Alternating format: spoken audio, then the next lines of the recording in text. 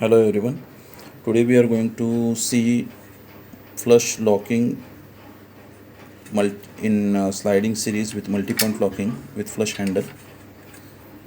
As you can see here, this is typical 35 mm series Banco series shutter.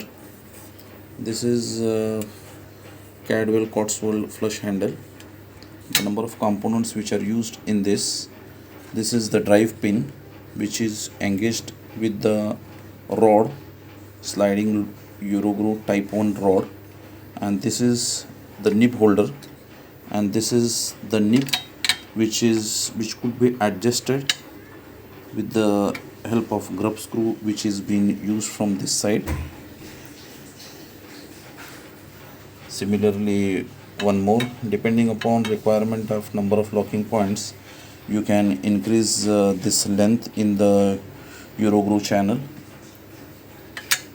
One more locking point you can add here, but make sure the nib length is well adjusted so that there is no friction from the bottom side.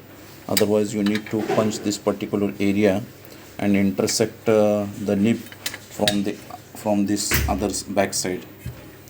Now I will show you its operation. This is its lock and unlock operation, which is operating very easily.